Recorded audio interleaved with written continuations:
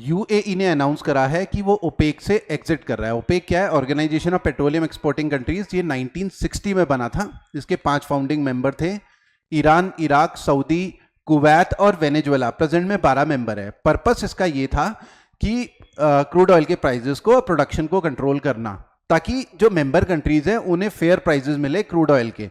क्योंकि उससे पहले चांसेस क्या होते थे कि अलग अलग कंट्री अलग अलग क्रूड ऑयल बेचेगी तो प्राइस वॉर होगा, सब अपने प्राइसेस घटाने की कोशिश करेंगे ताकि उनका क्रूड ऑयल बिके।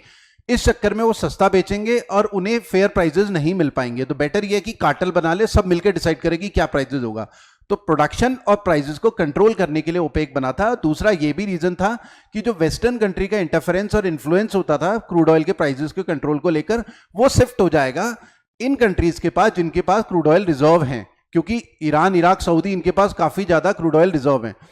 अब ओपेक से पिछले साल 2024 में अंगोला ने भी एग्जिट कर लिया था और यूएई एग्जिट कर रहा है। उसका रीजन ये है कि ओपेक क्योंकि प्रोडक्शन को कंट्रोल कर रहा है, मार्केट में ज्यादा क्रूड ऑयल आएगा तो प्राइसेस गिर जाएंगे, तो इसलिए कंट्रोल्ड तरीके से क्रूड ऑयल मार्केट में आता है ताकि प्राइसेस स्टेबल रहे, अच्छे फेयर प्राइसेस मिले।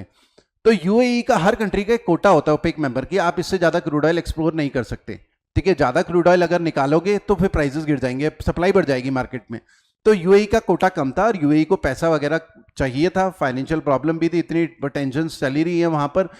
तो यूएई का कहना था हमारा कोटा काफी कम दिया जा रहा है ओपेक में, हम बहुत ज्यादा क्रूड ऑयल मार्केट में बेच नहीं पा रहे, तो इसलिए हम ओपेक से एग्जिट करते हैं। तो उससे क्या होगा, अब यूएई थोड़ा ज्यादा क्रूड ऑयल एक्सप्लोर कर पाएगा जमीन से और फिर मार्केट में बेच पाएगा, तो उससे क्रूड ऑयल के प्राइसेस अब थोड़ा नीचे गिरने के चांसेस हैं। हालांकि यूएई का कहना यह है कि वो ऐसा बिल्कुल नहीं करेगा कि मार्केट में बहुत ज्यादा क्रूड ऑयल की सप्लाई बढ़ा दे ताकि प्राइसेस गिर जाए, तो वो ऐसा कुछ नहीं करेगा। ये धीरे धीरे ग्रेजुअल प्रोसेस होगा, स्लोली स्लोली ये करेगा यूएई।